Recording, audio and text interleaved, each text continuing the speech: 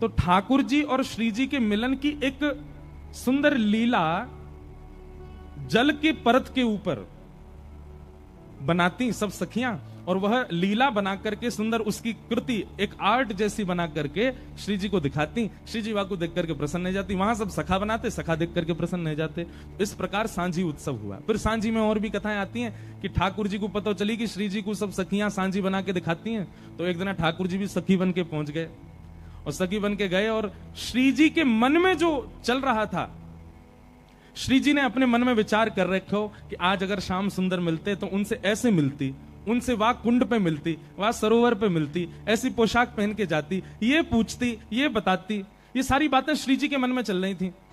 तभी सब सखियों ने कही, बोले अरे श्री जी एक नई गोपी आज सांझी बनावे आई। वो गोपी नहीं ठाकुर जी थे, लेकिन हमारे लाला पे छोरी बननो बहुत बढ़िया आवे, हमारे लाला पे कछु आवे चाहे नहीं आवे, लेकिन लाली बननो बहुत जोर को आवे। महाराज तुरंत अपने केश खोल लें, ने काजर सो लगा लें, होठ तो लाल लाल है ही है ठाकुर जी के, एक ऊपर से चुनरी ओढ़ लें, नीचे सुंदर लहंगा सो पहन लें, पामन में पाजेब पहन। अच्छा हमारे वृंदावन बिहारी लाल को देखो, वृंदावन में बिहारी जी की पोशाक देख करके कहीं से लगता है कि पुरुषों की पोशाक है ना। वो छोरीन की पोशाक पहने, वो श्री जी की पोशाक धारण करें। हमारे लाला ऐसे ही है। हमारे ब्रज में तो कहें लाला तुमने बहुत बड़ी कृपा करी जो तुम लाला हो, कहीं तुम लाली होते तो। हे कृष्ण लला तुम होते लली तो गरे कट जाते करोड़न के। तुमने बहुत बड़ी कृपा करी जो तुम लाला बन के आए हो।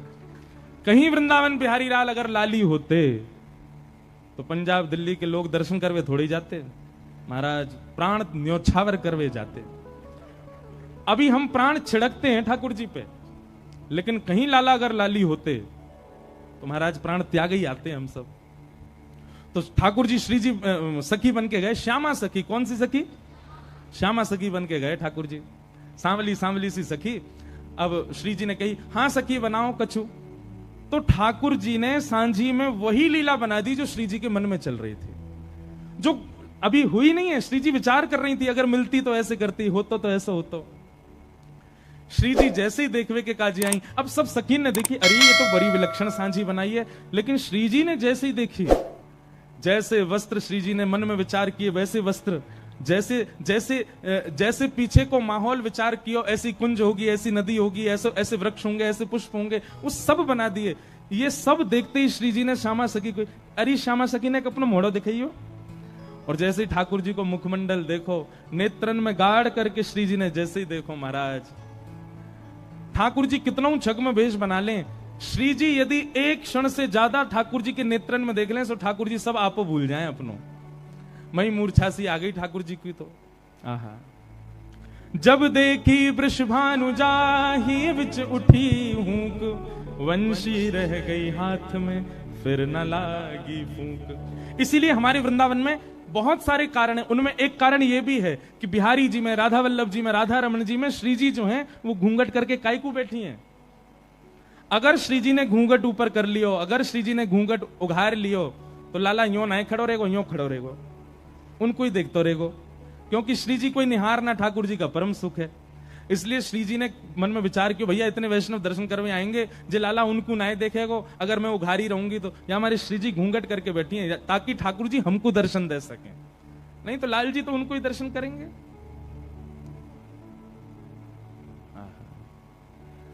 तो ऐसी सांझी, सांझी का मतलब चित्र के द्वारा श्री जी और प्रियतम के मिलन को सखियां बनाती हैं, क्योंकि इन 15 दिन ठाकुर जी का श्री जी का मिलन हो नहीं पाता श्राद्ध की वजह से, इसलिए सांझी उत्सव होता है।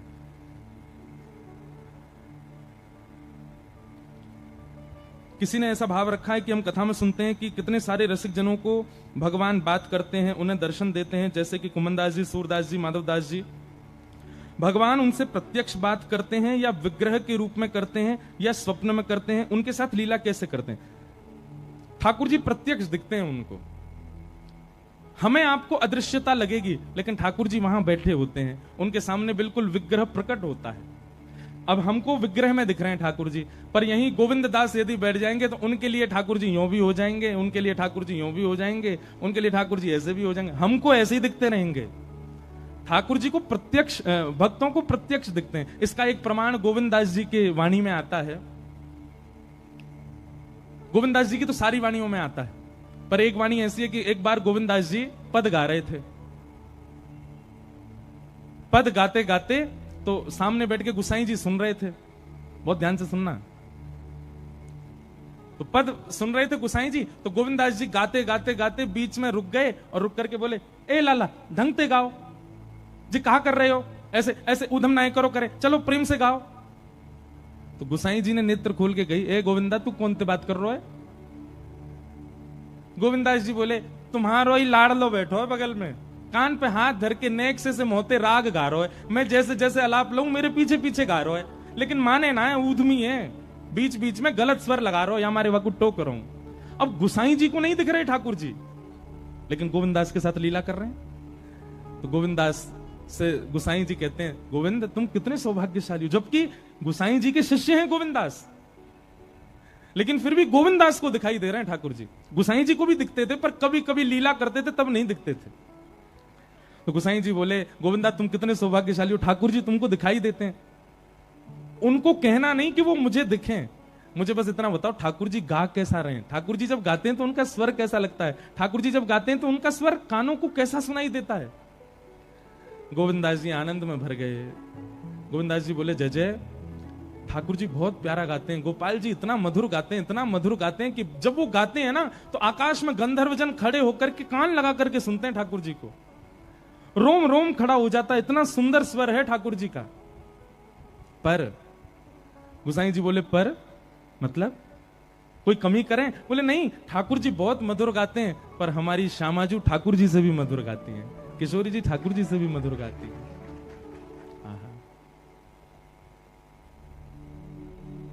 बड़े सुंदर सुंदर पद गाए हैं रसिक जनों ने, किशोरी जी गाती हैं तो ठाकुर जी बैठ करके वंशी बजाते हैं किशोरी जी के पीछे, जैसे सहायक संगीतकार होते हैं ना मुख्य गायक के साथ में, ऐसे ही जब ठाकुर जी गाते हैं तो किशोरी जी वीणा बजाती हैं और ठाकुर जी गाते हैं, लेकिन जब किशोरी जी गाती हैं तो ठाकुर जी वंशी बजाते हैं, ललिता जी मृदंग बजाती हैं, विशाखा जी करताल बजाती हैं और बाकी सब सखियां मिलकर के नृत्य करती हैं। तो आपका जो ये प्रश्न है कि भक्तों को ठाकुर जी कैसे दिखते हैं, प्रत्यक्ष दिखते हैं, चलते फिरते उठते बैठते सब क्रिया करते हुए ठाकुर जी दिखाई देते हैं सब वैष्णवों को।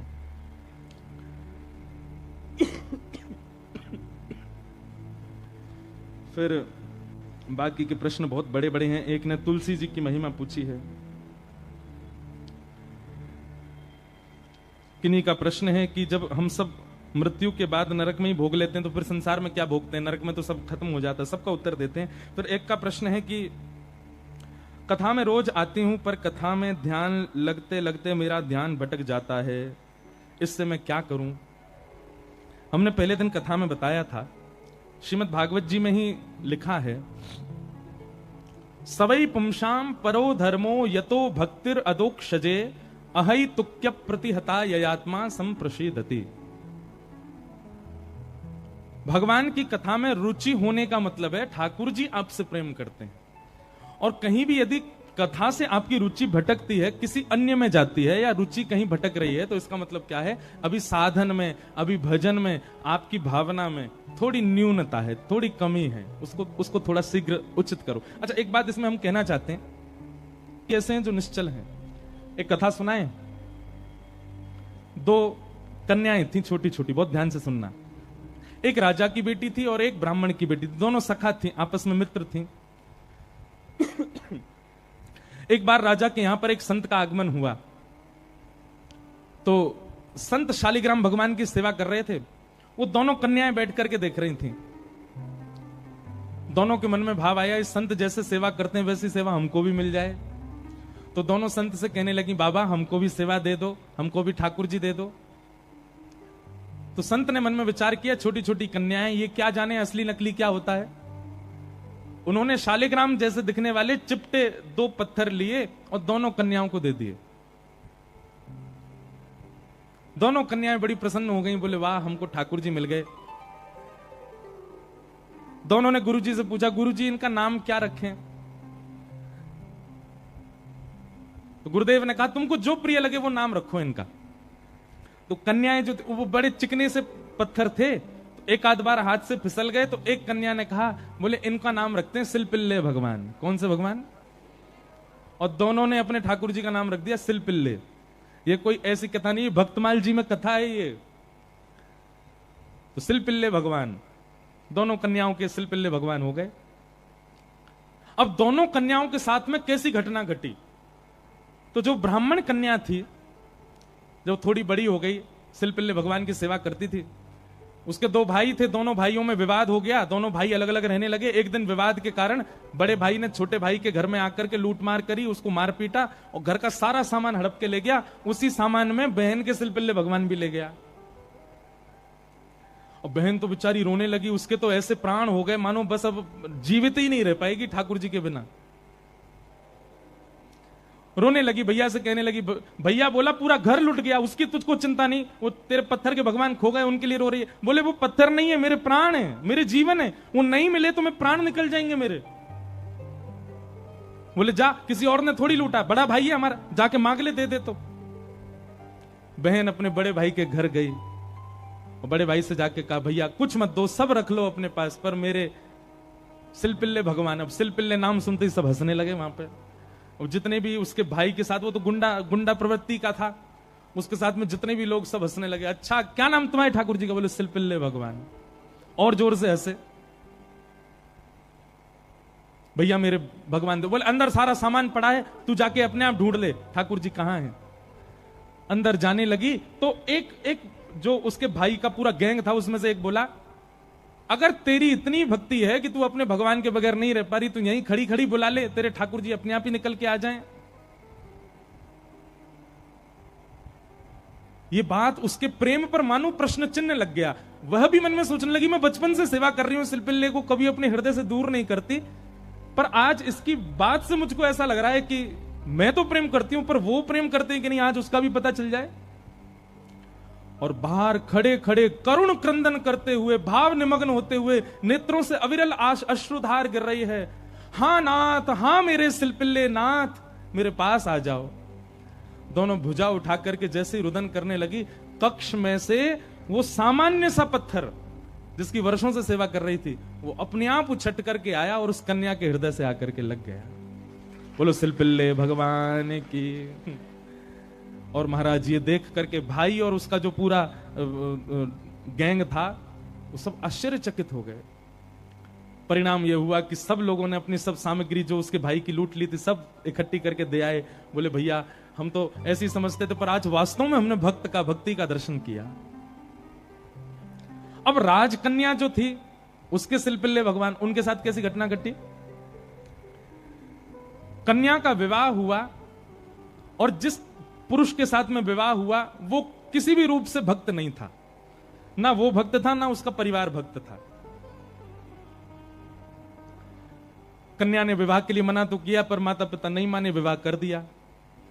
अब वो तो बस अपने सिलपिल्ले भगवान को हृदय से लगा के रहे, बोले कि मुझे पता है ये मेरा पति और ये परिवार पूरा जो है, ये बिल्कुल भी भक्ति भाव इनके चित्त में नहीं है, पर नाथ बस आप मेरे साथ रहोगे तो मैं पूरा जीवन निकाल लूंगी। अब जिससे उसका ब्याह हुआ था वो तो काम क्रोध लोभ मोह सब था उसके अंदर, वो तो इसी कारण से विवाह कर रहा था, भोग वृत्ति थी उसकी।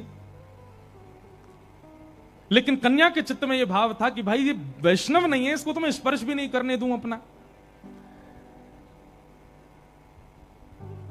रात्रि में चर्चा कर रहा था पत्नी से, बातें करने लगा, बातें करते करते और उसने कहा ये क्या है तुम्हारे हाथ में? बोले ये मेरे भगवान है, सिलपिल्ले भगवान।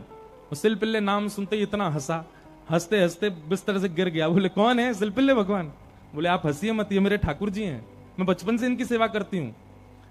अच्छा ठीक है, रखो इनको अपने पास। लेकिन वो उनको दूर करना चाह रहा था, बार बार लेकर के हटाना चाह रहा था। और वो राजकन्या कस के पकड़े, बोले नहीं आप इनको मुझसे दूर मत करो, ये मेरे प्राण है, ये अगर दूर हुए तो मैं प्राण त्याग दूंगी। एक दिन, 2 दिन, 4-5 दिन बीत गए, लेकिन वो ऐसे ही रहे, सिलपिल्ले भगवान को हृदय से लगा के रहे। उसका यही था कि मैं पूरा जीवन इनके साथ नहीं रह सकती, पर आप रहोगे तो मैं रह लूंगी। एक दिन उस राजकुमार को क्रोध आया और उसने जब हट पूर्वक हाथ हटाए और वो सिलपिल्ले भगवान को खींच करके और बाहर एक सरोवर था, सरोवर में फेंक दिया। जैसे ही सरोवर में फेंका, वो राजकन्या वहीं मूर्छित होकर गिर पड़ी। पूरा परिवार इकट्ठा हो गया, सब लोग सोचने लगे, बोले अरे ये क्या हो गया, इसके कहीं प्राण ना निकल जाए, पूरे गांव में हमारी निंदा होगी, इसके पिताजी बहुत बड़े राजा हैं, हमको कारागृह में डाल देंगे। क्या किया तूने? बोले कुछ नहीं, पत्थर लगा, एक बैठी रहती थी, मैंने फेंक दिया तो नाटक कर रही है मूर्छा की। खूब प्रयास किया लेकिन होश में नहीं आई। जैसे तैसे होश में आई, वैद्य के बुलाने के बाद उठते ही मेरे सिलपिल्ले कहां हैं, मेरे सिलपिल्ले कहां हैं। गोताखोरों ने जाकर के पूरा सरोवर ढूंढ लिया लेकिन ठाकुर जी नहीं मिले।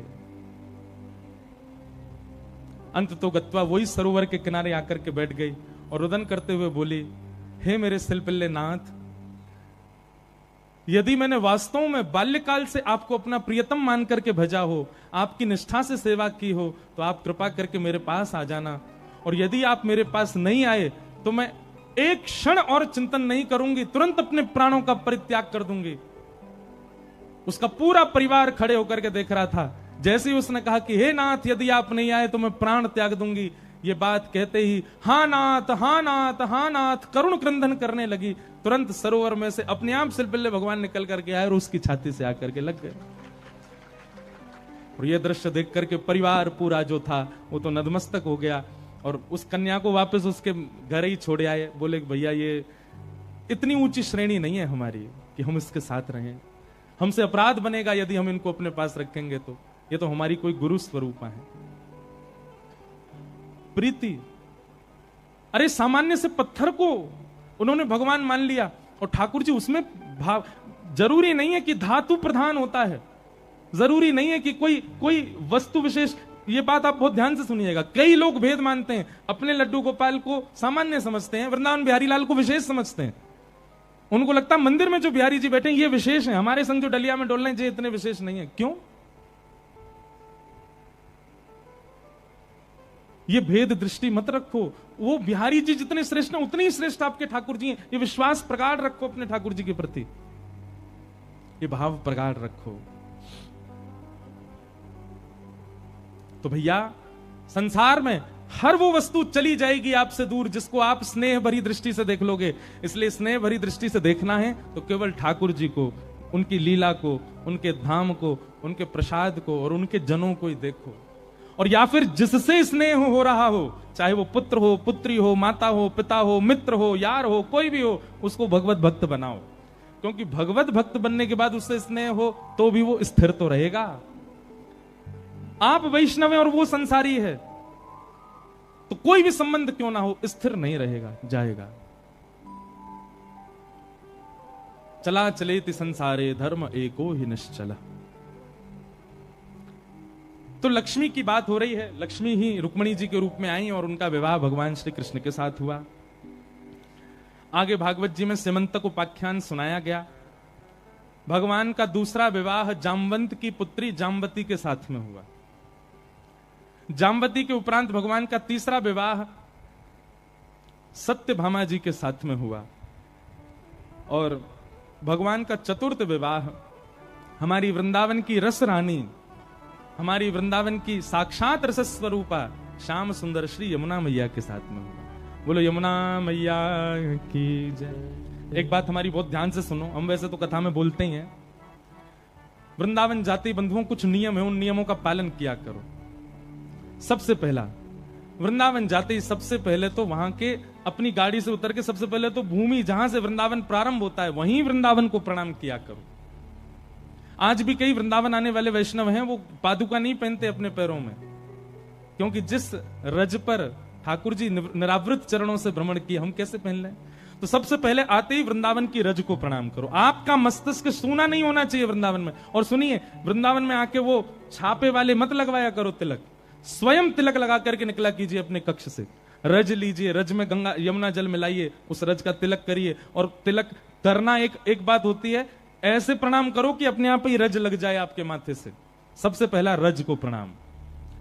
पंचायतन प्रणाम हमने बताए कथाओं में, सबसे पहले रज को प्रणाम करो। दूसरा, वृंदावन में जैसे भीतर प्रवेश करते हो जितने वृक्ष वृंदावन के आपकी दृष्टि के सामने आ जाएं सबको प्रणाम करो। तो महाराज वृंदावन जावे वारी ये नियम को पालन करे करो। वृंदावन प्रवेश होते ही बिना रज के आपका मस्तिष्क नहीं होना चाहिए, आपके मस्तिष्क पर ब्रजरज अंकित होनी चाहिए। जैसे स्कूल में आईडी कार्ड अनिवार्य है, जैसे स्कूल यूनिफॉर्म अनिवार्य है, वृंदावन की एक ही यूनिफॉर्म है, क्या? ब्रजरज माथे पे होनी चाहिए। दूसरी बात, वहां के लता वृक्ष गुल्म आदि यही कृपा करेंगे, ये अखंड ब्रजवासी हैं, इनसे प्रार्थना करो।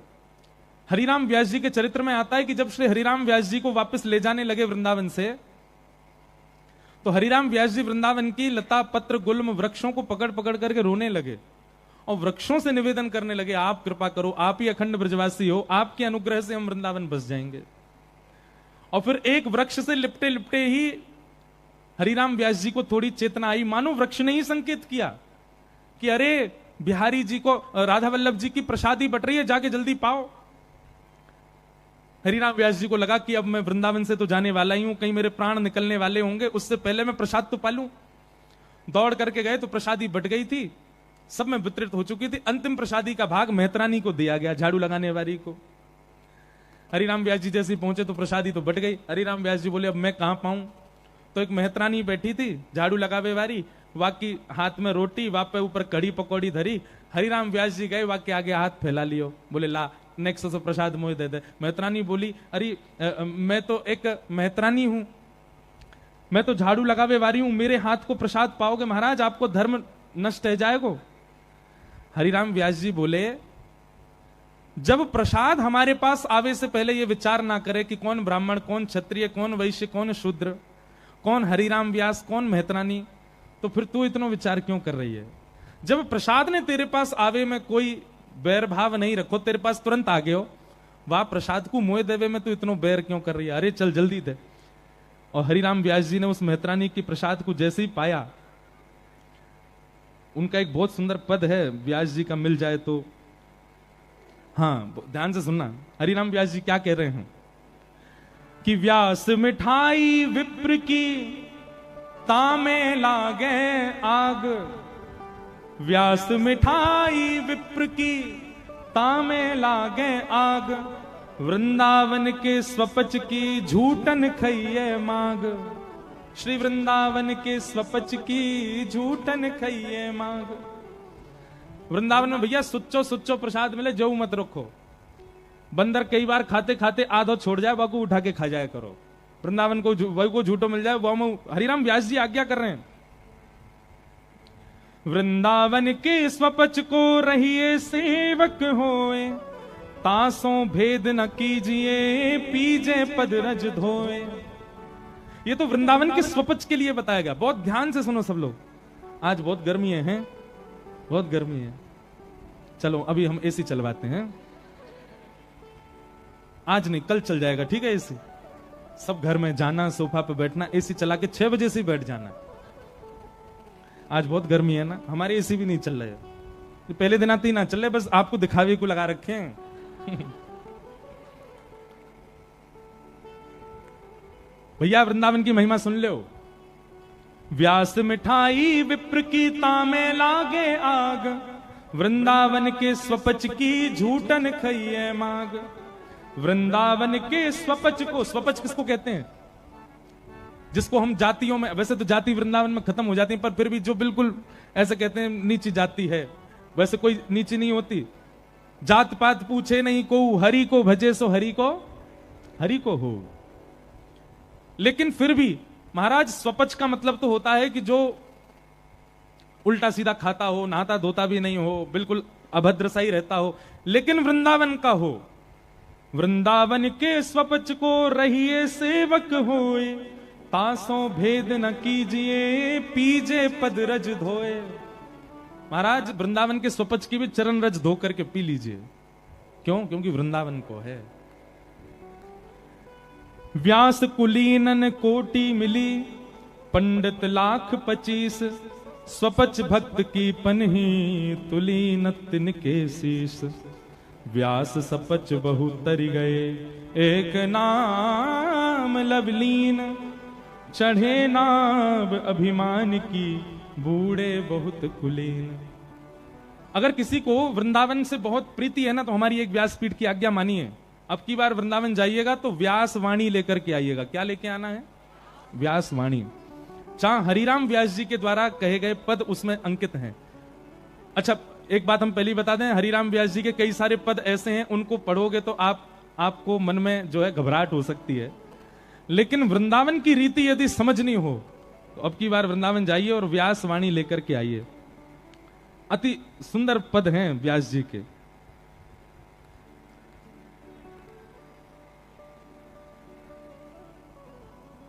तो हरिराम व्यास जी क्या कह रहे हैं कि भैया कोई वृंदावन वासी मिल जाए, वो तो स्वपच भी हो तो भी बाकी पदरज धो करके पी लो, होना चाहिए वृंदावन वासी। तो वृंदावन में सबसे पहले रज को शीश पर धारण करो, दूसरा वृंदावन के सुंदर वृक्षों को प्रणाम करो, तीसरा वृंदावन में श्री यमुना जी को प्रणाम करो। लोग बाग आते हैं वृंदावन, बिहारी जी, राधा वल्लभ आदि सब दर्शन कर करा के भाग जाते हैं वहीं से। यमुना जी को आप प्रणाम ही नहीं करते। ठाकुर जी के दर्शन से पहले ये होना चाहिए, यमुना जी को वंदन करो, यमुना जी को प्रणाम करो। रज प्रणाम, वृक्ष प्रणाम, यमुना जी को प्रणाम, और उसके बाद चौथा प्रणाम ब्रजवासियों को प्रणाम। ब्रज के जो वासी हैं उनको वंदन करो, और पंचम प्रणाम कीजिए श्री गोपेश्वर महादेव को। इन 5 को प्रणाम करने के बाद तब जाइए जहां आपकी ठौर है, जहां आपके गुरुदेव हैं, जहां आपको मन लगो भयो है। इन 5 को प्रणाम करके आप जाएंगे तो ही आपकी वृंदावन रीति, वृंदावन दर्शन पूर्ण होगा।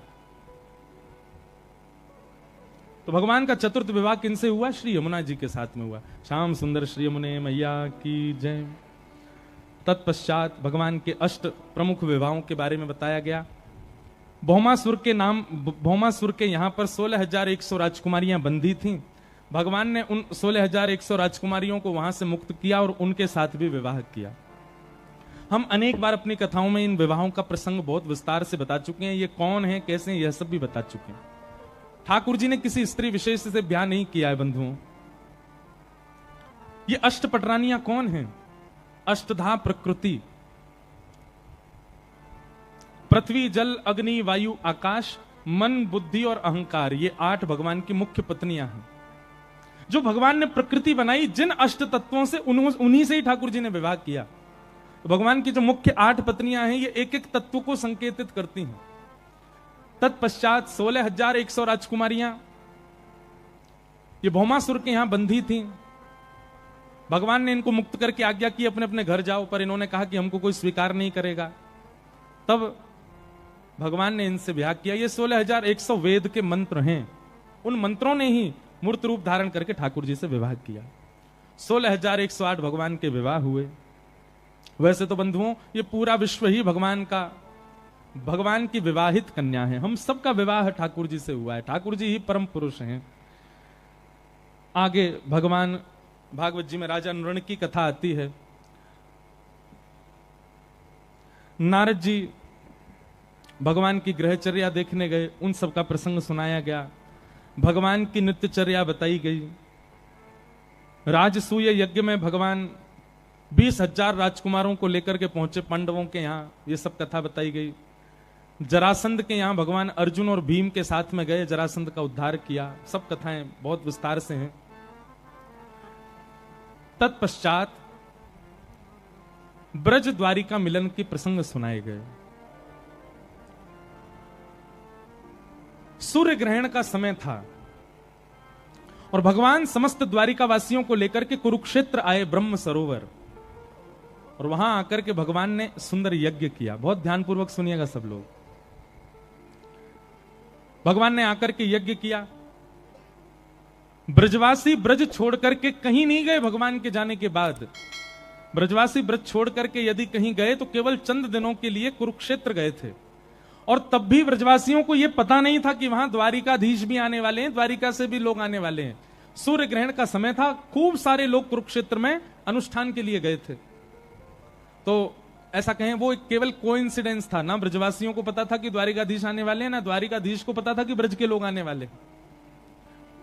और ऐसा भी वर्णन आता है, हमारी श्यामा जो हमारी किशोरी जी भी कुरुक्षेत्र आई थी उस यज्ञ में। अच्छा, यज्ञ के पीछे संकल्प क्या था? हमारो कन्हैया प्रसन्न रहे, यही यज्ञ के पीछे संकल्प है ब्रजवासियों का। जब कुरुक्षेत्र में आ गए, सबने अपने शिविर लगा लिए, सब वहां रहने, तब उड़ते उड़ते खबर आई और ब्रजवासियों को पता चला हमारो कन्हैया द्वारिकाधीश भी यहाँ आयो भयो है, समस्त द्वारिकावासी के संग आयो है। वहां ठाकुर जी को पता चला कि सब ब्रजवासी, नंदरानी, यशोदा मैया सब आदि सब आए हुए हैं। बहुत सुंदर प्रसंग है ब्रज द्वारिका मिलन का। जैसे ही ब्रजवासियों को पता चला कि हमारो कन्हैया आयो है, नंद बाबा, यशोदा मैया, सब ब्रजवासी सब रोने लगे। बोले बाबा जल्दी चलो ना, कन्हैया से मिलके हमें दूर से देखे आएंगे। अब तो हमको पता चल गया कि राजा धीराज महाराज बन गए हो, लेकिन हमको कहीं दूर से ही दिख जाएगा, वहीं से देख के बाकू निहार के आ जाएंगे हम तो। नंद बाबा सब ब्रजवासियों को लेकर के गए। मैं बहुत दिन बाद ये प्रसंग कह रहा हूं, ध्यान से सुनिएगा।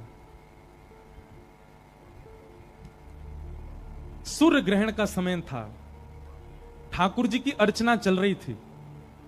भगवान एक सिंहासन पर बैठे हैं और अनेक ब्राह्मण सन्मुख खड़े होकर के कोई तुलसी से अर्चना कर रहे हैं, कोई पुष्पों से अर्चना कर रहे हैं। भगवान का वेद ध्वनियों से अर्चन चल रहा था। तभी किसी ने जाकर के कान में बताया, बोले लाला,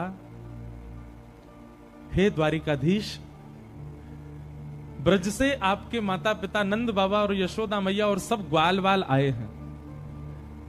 ठाकुर जी की अर्चना चल रही थी। जैसे ही भगवान ने सुना यशोदा मैया आई हैं, नंद बाबा आए हैं, ग्वाल बाल आए हैं, अब वहां तो असंख्य भीड़ लगी थी, सामने ठाकुर जी को दिखाई नहीं दी। भगवान तो भूल गए मेरी अर्चना चल रही है। ठाकुर जी तो उछक करके ढूंढने लगे, कहां है यशोदा मैया, कहां है नंद बाबा। और जैसे ही सामने भीड़ में अति वृद्धा श्री यशोदा मैया को आज 100 वर्ष बाद ठाकुर जी ने देखा। यशोदा मैया को जैसे ही देखा, ठाकुर जी तो भूल गए, अर्चना वर्चना सब, अनुष्ठान सब भूल गए। बड़े बड़े वेदज्ञ खड़े थे, सबके सामने ठाकुर जी सिंहासन से कूद पड़े और दौड़ करके गए, यशोदा मैया के अंक में जाकर के लिपट गए। जा दिन से ठाकुर जी ब्रजमंडल छोड़ के गए हैं, यशोदा मैया की नेत्रों की ज्योति थोड़ी कमजोर हो गई है, अब मैया को ज्यादा दिखाई नहीं देता है, हाथ पकड़ करके चल रही हैं। तो तभी ठाकुर जी गए दौड़ करके और जाके यशोदा मैया को अपने अंक में भर लिया। कन्हैया के अंक में आते ही यशोदा मैया ने अपने हस्त कमल से ठाकुर जी के मस्तिष्क को, गालों को, नाक को, आंख को, होठ को, सब अंग स्पर्श करके, और यशोदा मैया कह रही, लाला इतने बरस है गए, तू अभी तक छोटो ही है, तेरो स्पर्श तो अब ऐसा लगे कि अब गैया चरा के आयो दिख है। लाला मोए लगे द्वारिका में तेरो ध्यान ना रखे लोग हैं, तू तो अब पत्रो दुबरो सोई है। बंधुओं, ठाकुर जी अब सामान्य नहीं है। 16,108 विवाह हो चुके हैं भगवान के पुत्र हो चुके हैं, पुत्रों के पुत्र भी हो चुके हैं, मतलब दादाजी बन चुके हैं ठाकुर जी। लेकिन हमारे शास्त्र आज्ञा करते हैं कि भगवान श्री कृष्ण की आयु सदा 16 वर्ष की रहती है। ठाकुर जी कभी 16 वर्ष से ऊपर के नहीं होते। लेकिन आज यशोदा मैया को देख करके ठाकुर जी इतने भाव में चले गए, इतने भाव में चले गए। वहां सब राजा खड़े हैं, मंत्री खड़े हैं, भगवान की पटरानियां खड़ी हैं, भगवान की पुत्र वधुएं खड़ी हैं, भगवान की पौत्र वधुएं भी खड़ी हैं। और उन सब के बीच ठाकुर जी यशोदा मैया की गोद में चढ़ गए, हाथ से लिपट गए और पैर से भी लिपट गए, और मैया के गले में रोते रोते बोले, मैया मैया मेरी बात मान ले। यशोदा मैया बोले, अरे लाला ऐसा ना ही रोयो करें, सब देख रहे हैं, कहां बात है। ठाकुर जी तब अपनी जिज्ञासा प्रकट करते हुए कहते, मैया बहुत दिन है गए, मैंने तेरो दूध ना पियो है, तू जल्दी तो बैठ के मुंह को अपनो दूध पिवाए थे। और कुरुक्षेत्र की उस सभा में सबके बीच राजाधिराज महाराज द्वारिकाधीश यशोदा मैया की गोद में लेटे हैं। पत्नियां देख रही हैं, पुत्र वधुएं देख रही हैं, पौत्र वधु देख रहे हैं, बड़े बड़े राजा, बड़े बड़े वेदज्ञ, बड़े बड़े मनीषी सामने हाथ में स्वर्ण थाल लिए ठाकुर जी की अर्चना करने के लिए खड़े हैं। और यहां ठाकुर जी एक नन्हे से बालक की भांति यशोदा मैया के आंचल में प्रवेश कर रहे हैं और बार बार कह रहे हैं, मुंह को अपनो दूध पिवाए दे मैया। यशोदा मैया ने जैसे ही अपना पयोधर ठाकुर जी के मुख में दिया, रसिक जन वर्णन करते हैं इतने वर्ष बाद भी यशोदा मैया के पयोधर से दुग्ध प्रकट हो गया और ठाकुर जी पीने लगे। बंधुओं, इस छवि का दर्शन, इस छवि का अनुभव करके हृदय कई बार विदीर्ण सा हो जाता है कि कैसा कैसा प्रेम है ठाकुर जी का यशोदा मैया से। मुकुट दूर फेंक दिया ठाकुर जी ने, अपने राजकीय वस्त्र नन्हे से बालक के भांति हो गए ठाकुर जी। सब द्वारिकावासी घुटनों पर बैठ गए हैं, सब यशोदा मैया को सजल नेत्रों से देख रहे हैं, हाथ जोड़ करके बैठे हैं। यह है जगत नियंता द्वारिकाधीश की मां यशोदा।